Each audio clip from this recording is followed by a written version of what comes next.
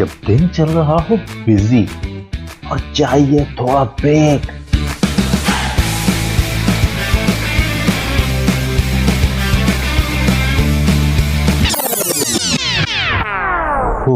I need a break. तो सुनिए delight delight with RJ Mawash Khan, Sunday to Thursday 12 to 3 PM। Radio वही अपना FM 107।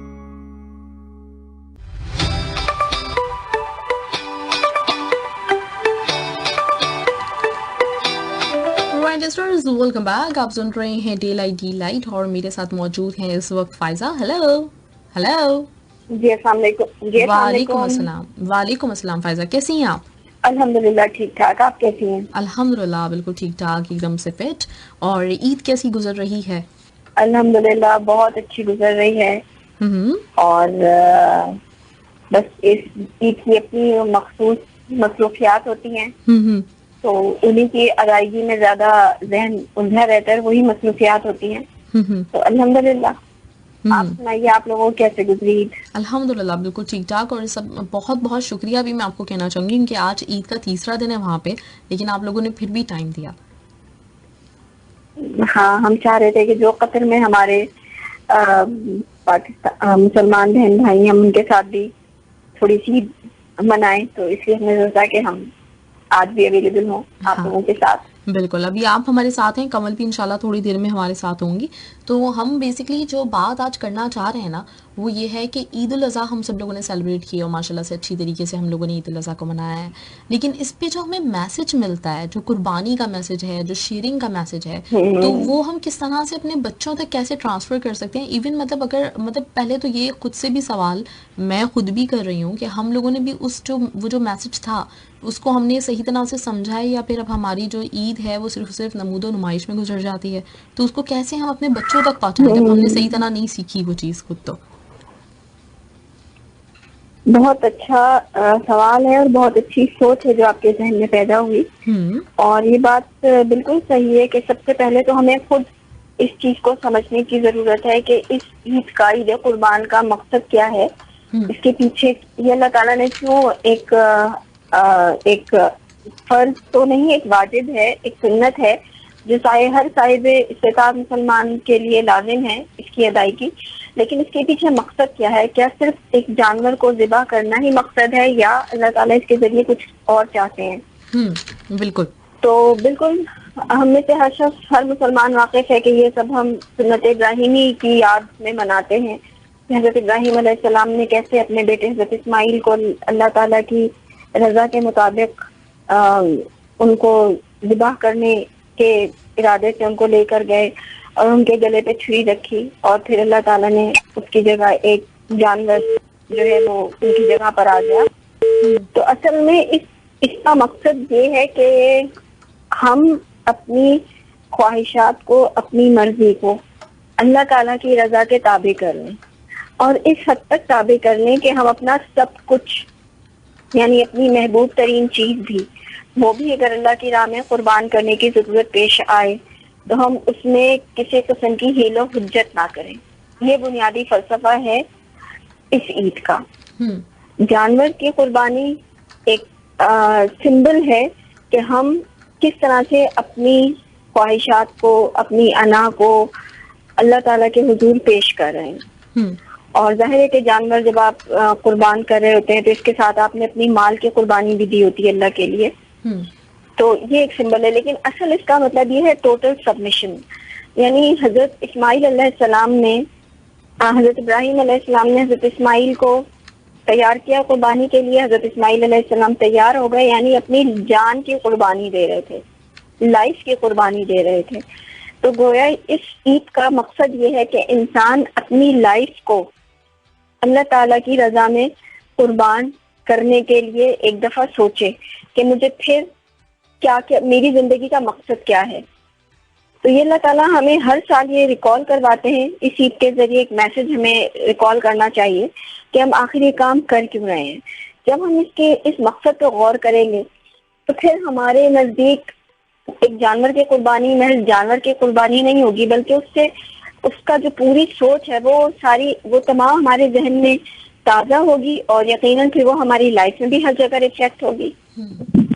अभी हम जिस तरह से हम देखते हैं हमारे माशरे में जिस तरह इस ईद के लिए एहतमाम होता है, तैयारियां होती हैं, जो मसरूफियात हैं और मजमूई तौर पर सोसाइटी में जो कुछ नजर आ रहा होता है, तो उससे ये तासुर मिलता है कि हम एक जाहिरी काम तो कर रहे हैं, यानी कुर्बानी जाहिरी तौर पे तो हो रही है, लेकिन थोड़ा सा ऐसा लगता है कि उसकी रूह जो है ना वो कारफरमा नहीं है।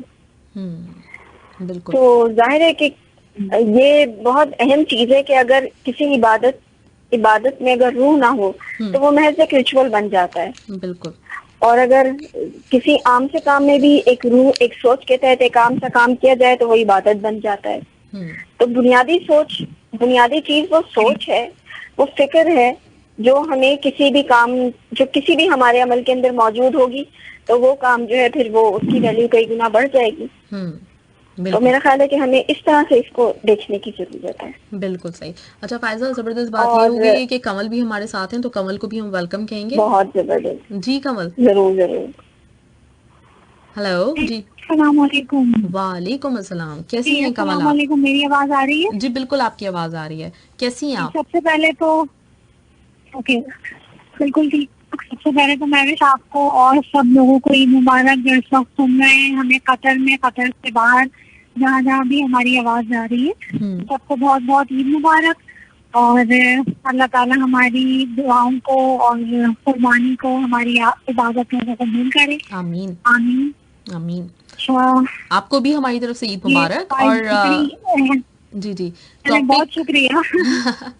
जी, टॉपिक हमारा वही चल रहा है कि जो कुर्बानी थोड़ा सा हम मुझे करते हैं। बैकग्राउंड बता दें कि अभी तक क्या बात हुई है। हाँ मैं बिल्कुल आपको बताती हूँ कि कुर्बानी के हवाले से कि ये जो ईद उल अज़हा है, इससे हम कुर्बानी का मतलब एक हमें जज्बा तो मिलता है, जो मतलब एक है ना जिस सोच के तहत हम कुर्बानी कर रहे होते हैं, लेकिन आजकल वो ज़्यादा नमूदो नुमाइश में कन्वर्ट हो गई है चीज़। और हम लोग कुर्बानी करते हैं सिर्फ इसलिए कि हमारे पास अगर पैसे हैं तो हम कुर्बानी कर दें, और लोगों को कहीं ये ना लगे कि हम गरीब हैं इसलिए हम कुर्बानी नहीं कर सकते। मतलब ये वाली जो एक सोच है वो लोगों में पैदा हो गई है, और लोग इसकी वजह से ना सिर्फ ये कि वो जो बेचारे नहीं कर सकते वो एहसास कमतरी का भी शिकार हो रहे हैं, फिर हम जो कुर्बानी करते हैं उससे भी अपना गोश्त घर में जो वो कर लेते हैं, ज़ख़ीरा कर लेते हैं पूरे साल के लिए।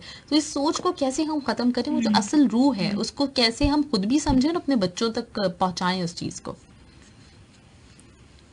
बहुत अहम टॉपिक आपने रखा है, इस हवाले से मौके की मुनासबत भी है जी। और ये समझने वाली बात है।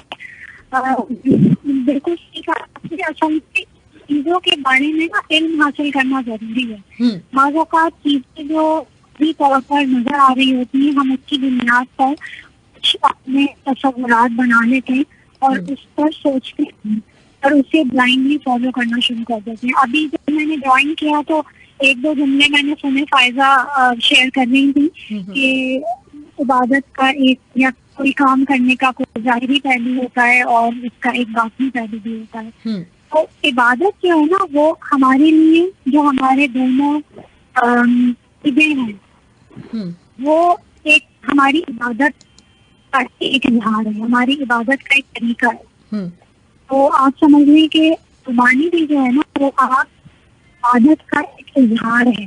तो हर इबादत का एक ज़ाहिरी पहलू होता है और एक बातिनी पहलू होता है। तो ज़ाहिरी पहलू तो ये है जो कि सबको नजर आ रहा है कि भाई आपने ईद उल अज़हा पे किसी भी जानवर की, यानी जिस जानवर की आप कुर्बानी कर सकते हैं तो आप खरीदेंगे, लाएंगे, उसे रखेंगे, कुछ ऐसे उसका ख्याल रखेंगे, एंड देन कुर्बानी के किसी भी 3 दिन में से कोई एक दिन आप उसे ज़िबा कर देंगे जो तरीका है उसके मुताबिक। ये सारा ज़ाहिरी पहलू है और आपने उसमें से कितना हिस्सा किसको देना है, यानी जो उसकी डिस्ट्रीब्यूशन है, ठीक है।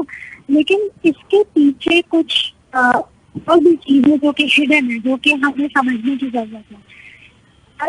एक्चुअली जो सेक्रीफाइस है, जो कुर्बानी है ना, वो सिंबॉलिक है, सिंबॉलिज्म है उसके पीछे, उसके अंदर सिंबॉलिज्म छुपा हुआ है। यानी आप समझ लीजिए कि ये सिंबल है लव का, यानी मोहब्बत का इजहार। और ये मोहब्बत का इजहार आप किससे करना है कि अल्लाह से मोहब्बत के इजहार का एक तरीका है। तो अगर आप दुनिया में देखें तो दुनिया में जो है जब आप किसी से मोहब्बत करते हैं तो जो लवर है और जो उसका बिलवेड है वो उसको यकीन दिलाने की कोशिश कर रहा होता है कि भाई मैं तुम्हारे लिए जो है वो सारी दुनिया खरीद के ला सकता हूँ, मैं तुम्हारे लिए तारे तोड़ के ला सकता हूँ, चांद ला सकता हूँ। इस तरह के हम दावे करते हैं ना, जी जी, वो कि हम ये कर नहीं सकते, ये हमें नहीं पता है और सामने वाले को भी पता है, लेकिन असल में इस इजहार के पीछे आप उसे जब मोहब्बत करते हैं तो हमें एक अश्योरेंस, एक कमिटमेंट चाहिए होती है सामने वाले से कि ये हमसे कितनी मोहब्बत करता है। तो आप समझिए सेक्रीफाइस भी जो है ना वो अल्लाह से मोहब्बत का एक उससे कमिटमेंट का उसकी अश्योरेंस है जो, और ये अल्लाह ताला के कामों में कितना यानी हिकमत होती है कि उसने आप इंसानों से तो बहुत ही छोटी चीज मांगी है, यानी लेकिन उसने अपने नबी को बहुत बड़ा इम्तिहान दिया। बिल्कुल सही यानी अगर हम खुदा ना खास्ता अगर हमसे ये कुर्बानी मांगी जाती कि हम अपनी सबसे अच्छी सबसे जिससे हमें बहुत मोहब्बत है वो चीज कुर्बान कर दें तो हमारे लिए इतना मुश्किल होता, क्योंकि आप यानी ये कमिटमेंट सेक्रीफाइस आप सबसे कीमती चीज की कर रहे हैं ना, तो आपके लिए सबसे कीमती चीज दुनिया में क्या हो सकती है? जाहिर पैसा नहीं होगा, जाहिर जो दुनियावी चीजें हैं वो अच्छी होंगी, लेकिन हमारी जिंदगी होगी ना। बिल्कुल, यानी जिंदगी ही वो कीमती चीज है कि अगर ये ना हो तो फिर सब कुछ खत्म हो जाएगा। बिल्कुल। तो अल्लाह ताला ने इम्तिहान में डाला अपने नबी को, उन्होंने और उनके बेटे की कुर्बानी मांगी, और वो जाहिर है उसमें वो नबी थे, वो पूरे उतरे उसके अंदर। तो सबसे पहले हमें इससे याद रखने की जरूरत है हमारे लिए कुर्बानी जो है वो तो उस सुन्नत को हम फॉलो कर रहे हैं जो कि नबी की सुन्नत है, उसको हम फॉलो कर रहे हैं। दूसरे हम इस बात का अहद कर रहे हैं, इसकी तस्दीक बार बार कर रहे हैं हर दफा जब हम मौका देता है कि कुर्बानी के पीछे मकसद क्या है। यानी समझिए आप ये एक तरह की तो इजहार है कि हम अल्लाह ताला से मोहब्बत करते हैं, तो उसके लिए हम कुर्बानी देने से गुरेज नहीं करेंगे। किस चीज की कुर्बानी? ये तो जानवर की कुर्बानी एक सिंबल है, यानी अपनी ख्वाहिशात की कुर्बानी, अपने माल दौलत की कुर्बानी, अपने अजीज़ व अकारिब अगर कभी जरूरत पड़े अल्लाह की खातिर तो उन रिश्तों की कुर्बानी। लेकिन ये किसके लिए होगा? के पीछे जो मकसद होगा वो हमारा जाती मकसद नहीं होगा, उसमें किसी चीज का हुसूल मकसद नहीं होगा, मकसद होगा अल्लाह के हुक्म की पैरवी करना, ये मकसद होगा। तो उसके लिए हम किसी भी चीज की कुर्बानी देने के लिए तैयार हैं। ये कुर्बानी जो है वो उसकी ट्रेनिंग है, आप समझ लीजिए। सही सही। और आप फिर इस तरह से ये it's also a way to purify your heart. यानी जब आपसे कोई दुनिया के मामलात में देखें, अगर आपसे कोई आपकी बहुत ही कीमती चीज मांगे तो उस वक्त पता चलता है कि यानी हम उसको देंगे या नहीं देंगे, और देंगे तो क्यों देंगे और नहीं देंगे तो क्यों देंगे। तो इसमें हमारा टेस्ट हो रहा होता है। बिल्कुल, हमारी ख्वाहिशात का, हम कितने अटैच्ड हैं दुनिया की चीजों से, और हम किसी को कुछ क्यों देंगे, दे सकते हैं या क्यों नहीं दे सकते। तो ये एक तरह से हमें हमारी प्यूरिफाइंग का, हमारी अंदर से जो हमें सफाई की जरूरत है ना, अपने हार्ट की सफाई की, उसकी ट्रेनिंग है एक तरह से। और प्लस अगर आप पॉइंट ऑफ व्यू से देखें कि ये हमारा एक त्योहार है, एक मजहबी त्योहार।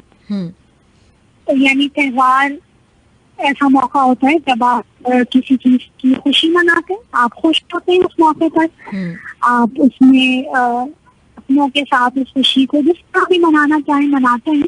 तो लेकिन ये खुशी इंडिविजुअल नहीं होगी, और ये आपकी जात से सिर्फ रिलेटेड नहीं है। ये आपने किसी अल्लाह के किसी हुक्म को फॉलो किया एंड देन अब आप उसकी खुशी मना रहे हैं विद अदर्स। तो शेयरिंग इसका बहुत अहम पार्ट है। बिल्कुल जो आपने बात की कि हम जिस तरह इसे अब कर रहे हैं या करने लगे हैं कुछ सालों में, शायद पहले तो इसका नहीं था, तो वो थोड़ा सा इसको सोचने की जरूरत है, क्योंकि इसमें जो ये पहलू अब आना शुरू हो गया है कि जो अफोर्ड कर सकता है वो फिर यानी वो खरीद भी रहा है महंगे से महंगा जानवर और एक नुमाइश का जरिया वो बन रहा है, और जो ये काम नहीं कर पा रहे वो कि उनके फर्ज नहीं है, उनके फर्ज तो उसी पे है ना जो कि उसकी इस्तात रखता है, लेकिन वो एहसास कमतरी में मुब्तला हो रहे हैं क्योंकि जो आसपास लोग हैं वो इस तरह से अब नुमाइश कर रहे हैं। अगर ये पहले यहाँ पे आ रहा है हमारी जी फायजा कुछ बोलना चाह रही हैं? जी फायजा। जी मैं ये कहना चाह रही थी, जो कंवर ने अभी बात थी बहुत अहम थी कि जिसके पास है वो तो कुर्बानी कर रहा है और उसकी वजह से जो आसपास के लोग हैं वो एक जो इस्तेताअत नहीं रखते हुए एक हसरत या महरूमी में मुब्तला हो रहे हैं। तो मैं ये कहना चाहूंगी कि असल में ना ये भी कोई दुरुस्त रवैया नहीं है। यानी जो शख्स कुर्बानी कर सकता है उसके लिए इसमें इतराने की बात नहीं है, ये उसके लिए शुक्रगुजारी का मकाम है कि अल्लाह ने उसको इस तरह से नवाजा है कि वो खर्च कर सकता है अल्लाह की राह में इस तरह। और जो इसकी इस्तेताअत नहीं रखता, असल में देखें ये जो सुन्नत है जिसकी हम ये बात कर रहे हैं, ये सिर्फ उन लोगों के लिए है जो इसकी इस्तेताअत रखते हैं। जिसकी इस्तेताअत नहीं है जाहिर अल्लाह ताला उनसे सवाल भी नहीं पूछेगा और इसकी अदायगी उन पर लाजिम भी नहीं है। तो इसमें गिल्ट में, क्योंकि जब हम गिल्ट में जा रहे हैं और ये अनड्यू गिल्ट है, तो इससे क्या होता है कि लोग महज पीपल कॉन्शियसनेस के तहत कुर्बानी कर रहे होते हैं, यानी सिर्फ लोगों की नजर में एक मोतबर बनने के लिए या अपना सर बुलंद रखने के लिए कि हम भी कुर्बानी कर रहे हैं, किसी ना किसी तरह से अपने बजट को करके या जैसे भी हो वो कुर्बानी करते हैं। बात लोग तो महज इसलिए कर रहे होते हैं कि बच्चों की जिद होती है, बच्चे चाहते हैं कि सबके घरों के आगे बकरे बंधे हुए हैं, हमारे घर के सामने भी होना चाहिए, हमारा कब आएगा। तो असल में बच्चों की ये वो चीज है जो जाहिर करी है कि बच्चों के साथ कभी हमने बैठ के इस तरह की गुफ्तगू नहीं की कि बेटा कुर्बानी असल में है क्या चीज। जो अभी कंवर ने बात की थी इबादत का जाहिरी एस्पेक्ट को ही हमने कुर्बानी अहम समझ लिया। तो अगर किसी के पास नहीं है तो वो गिल्ट में मुब्तला क्यों हो, जाहिर है उसके ऊपर आई भी नहीं होती। और दूसरी बात ये है कि जो इबादत का बातनी पहलू है वो तो हर एक के ऊपर, उसकी अदायगी तो हर एक के ऊपर लाजिम है। मसलन आप अपनी नफ्स की कुर्बानी दें, ताहयात दें और ईद पर इस अहद को दोहराएं कि ठीक है जानवर की इस्तेताअत थी, जानवर कुर्बान किया, इस्तेताअत नहीं थी तो कोई बात नहीं, लेकिन रूह कुर्बानी को समझना तो हर एक के ऊपर लाजिम है ना। मुझे अपनी अना को कैसे कुर्बान करना है, मुझे अपनी नफ्सानी ख्वाहिशात को कैसे कुर्बान करना है, उसके गले पे कैसे छुरी चलानी है अपने नफ्स के गले पर, ये वो मैसेज है असल में जो समझने की जरूरत है। बिल्कुल। तो फिर कोई, मेरा ख्याल है कि किसी के जहन में कोई हसरत नहीं होनी चाहिए कि कुर्बानी, अगर जाहिर कुर्बानी की इस्तेताअत नहीं है लेकिन बातनी कुर्बानी तो अल्लाह ताला हमसे हर वक्त डिमांड करता है, यही हमारे करने का काम है। बिल्कुल ऐसे ही है। तो मेरा जी और इस्तेताअत वाली जो बात, हाँ मैं बस एक पॉइंट ऐड करना चाह रही हूँ। इस्तेताअत वाली ये बात फायजा ने की है कि इस्तेताअत जो रखता है उसके लिए भी इम्तिहान है, यानी वो ये ना समझे कि वो इम्तिहान से खाली है। यानी सबसे पहले तो इस बात का इम्तिहान कि भाई इस्तेताअत रखने के बावजूद कुर्बानी की या नहीं की, और अगर की क्या उसकी रूह को बरकरार रखते हुए की, और अगर नहीं की तो फिर यानी वो अल्लाह ताला कबूल करेगा या नहीं करेगा ये तो अल्लाह ही जानता। बिल्कुल ऐसे ही है। तो हम किसी भी मौके पर ये ना समझे कि हमारा इम्तिहान नहीं है, हमारा इम्तिहान है। जो इस्तेताअत रखता है उसका भी है, जो नहीं रखता उसका भी है। बिल्कुल, बिल्कुल सही बात है।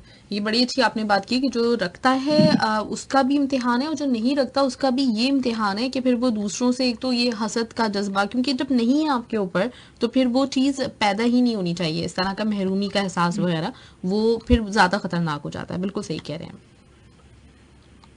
जी फायजा।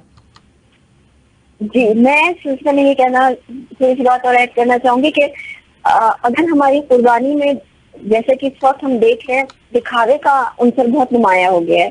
मसलन कुर्बानी की स्पिरिट तो यह होनी चाहिए थी कि अगर हम कोई जानवर खरीदते तो उसकी कीमत हमारे मोहल्लेदार को या हमारे पड़ोसी को मालूम नहीं होती। लेकिन इस वक्त हाल ये है कि अगर किसी के घर कोई भी जानवर आता है तो बच्चा ये कह रहा होता है, फला के घर में इतने हजार का जानवर आया है या इतने लाख का बैल आया है।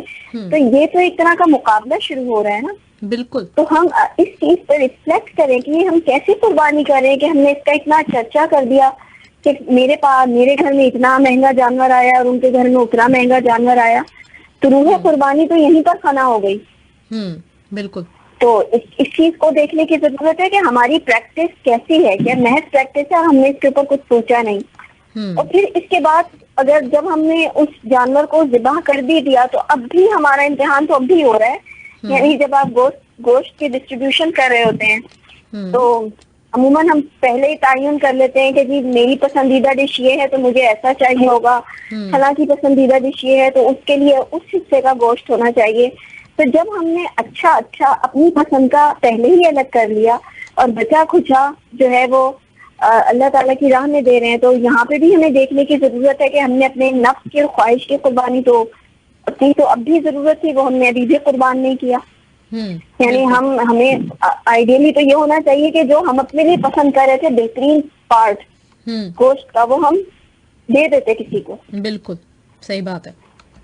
लेकिन हम यहाँ पे भी अपनी कुछ, मैं इसको कहूंगी कि हम एक मुहावरा इस्तेमाल करते हैं, डंडी मारना। तो हम यहाँ पर भी अपने साथ डंडी मार जाते हैं, कहीं ना कहीं हम अपनी ख्वाहिशात की ही पूजा कर रहे होते हैं। बिल्कुल। अपने नफ्स को ही पाल रहे होते हैं इस इबादत के पीछे भी। हाँ।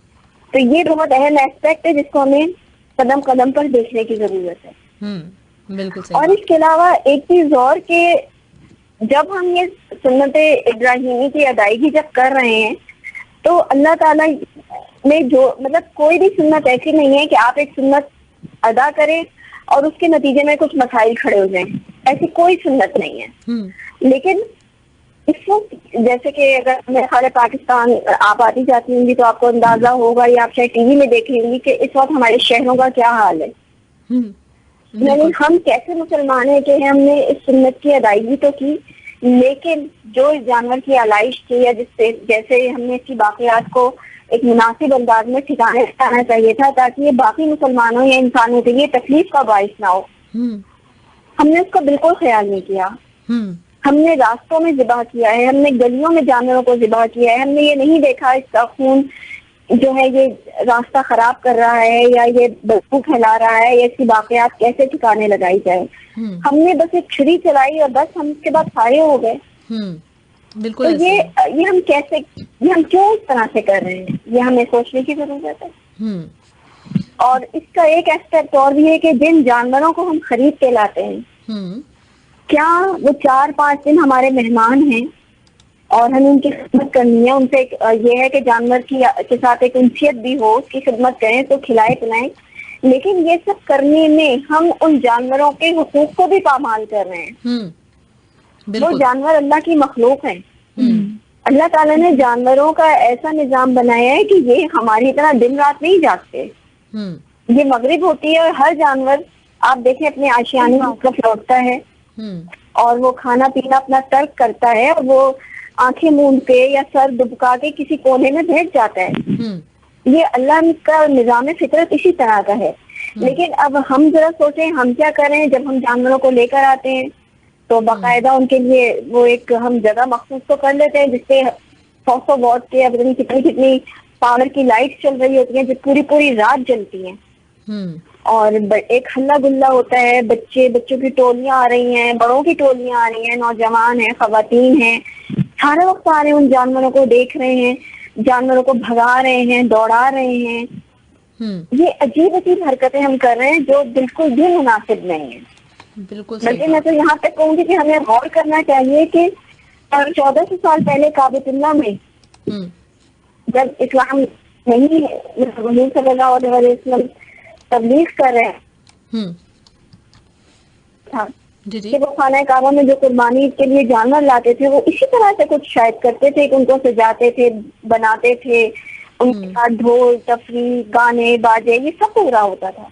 वो इस तरह कुर्बानी करते थे। मुसलमान की कुर्बानी ऐसी नहीं होती। बिल्कुल सही बात है। तो हमें इसको सोचने की जरूरत है। कमल, आप इस बात में कुछ कहना चाहें? जी कमल। जी हाँ, ये जो अभी फायदा ने बात की ना कि हम जानवरों के हुकूक को भी पामाल कर रहे हैं, तो देखिए मुसलमान की जिंदगी तो ऐसी है कि वो सिर्फ अपनी बात के बारे में नहीं सोचता, क्या सिर्फ वो अहम नहीं है बल्कि वो खुद उसका घर, उसका मोहल्ला, माशरा जिसमें वो रहता है और जिस माहौल में वो रहता है उसका एनवायरनमेंट। तो यानी हमारी जिंदगी जो है ना वो कट कर नहीं गुजरती, वो सबके साथ इंटरडिपेंडेंस के उसूल पर जो कि नेचर का भी उसूल है उसके मुताबिक गुजर रही है। और जो फायदा ने बात की है जिस तरह हम जानवरों के साथ जो सलूक किया जा रहा होता है इस पूरे पीरियड के अंदर, तो सिर्फ यही नहीं बल्कि हमने तो उनके लिए मौसीकी का भी इंतजाम किया हुआ होता है कि उनकी रूह की रजा के लिए हमने बैठ कुछ वो सब भी इंतजाम किया हुआ होता है, वो सब बैठ के सुन रहे होते हैं। तो जिस तरह हमारी रूह की रजा है तो जानवरों की भी शायद हो, हम ये समझ रहे होते हैं। जी। तो एक तरफ तो हमने उनका पूरा बायोलॉजिकल साइकिल वो डिस्टर्ब किया, उनके उठने जागने खाने पीने का साइकिल होता है वो हम बुरी तरह डिस्टर्ब कर रहे होते हैं इस पूरे पीरियड में। इतने दिन हमारे पास जानवर है, उनका आखिरी खाना जो है वो मगरिब के टाइम पर होता है और उसके बाद वो नहीं खाते। बिल्कुल। तो बिल्कुल सही बात फायदा ने इसी तरह से इशारा किया है कि इसको हमें देखने की जरूरत है। हम तो उसमें अपने नफ्स की ही तस्कीन का सारा सामान कर रहे हैं, यानी हम नफ्स को मारने की, लेकिन हर इबादत जो है ना वो नफ्स को मारने की एक प्रैक्टिस है अपने अंदाज से, चाहे नमाज ले लें, रोजा, हज, ज़कात, तो जो भी इबादत है। तो अगर से वो काम नहीं लिया जा रहा तो इसका मतलब है कि वो जिस लेवल पर अंजाम दी जा रही है वो सिर्फ जाहिरी लेवल रह गया है, अगर उसकी रूह में से है। बिल्कुल सही बात है। तो बच्चों की तरबियत के हवाले से ये अहम होगा कि बच्चों से हम ये डिस्कस करें, ठीक है, और बच्चे हमें इस बारे में फिक्रमंद भी देखें। मसलन हमें इस बात की फिक्र हो कि हमने जानवर को ज़िबा कहाँ करना है, और अगर 2 जानवर हैं हमारे घर में तो उनको एक साथ एक दूसरे के सामने ज़िबा नहीं करना। तो जब बच्चे हमें छोटी छोटी चीजों का ख्याल करते हुए देखेंगे ना, उस जगह को साफ करना हमारी जिम्मेदारी है। अगर वो हमारा मोहल्ला है, हमारे घर का बाहर है, या उसकी आला हमें बाहर नहीं फेंकना, उसका हमें क्या इंतजाम करना है। तो जब हमें बच्चे करता हुआ देखेंगे और हम उन्हें इन्वॉल्व करेंगे अपने साथ, तो ये जिम्मेदारी वो लेंगे, यानी उन्हें ये समझ में आएगा कि इस पूरे काम की कुछ जिम्मेदारियां हैं जो आपको अदा करनी है। ये एक हैवी रिस्पॉन्सिबिलिटी है आपके ऊपर, जिसके बारे में आपसे सवाल किया जाएगा। ठीक है, तुमने कुर्बानी कर ली थी लेकिन उसके बाद तुम्हारी वजह से इतने लोगों को परेशानी हुई, क्योंकि बाहर कम 1 हफ्ते तक तुम्हारी गली गंदी रही। तो ये अगर हमारी वजह से हुआ है तो इसका जवाब कौन देगा? हम सब देंगे। सही बात है, बिल्कुल बिल्कुल सही। चलिए ग्रेट कमल, फायजा बहुत अच्छा, और आपने बिल्कुल सही तरह से जो है वो डिस्क्राइब किया कि असल जो चीज़ है, जो रूह है जिसको हम भूले हुए हैं, उसको एक तो दोबारा याद करना भी ज़रूरी है। तो डेफिनेटली जब हम उस चीज़ को याद करेंगे, उस चीज़ को समझेंगे खुद से, तो जब भी हम आगे वो ट्रांसफ़र भी कर सकते हैं अपनी नेक्स्ट जनरेशन में। बिल्कुल सही।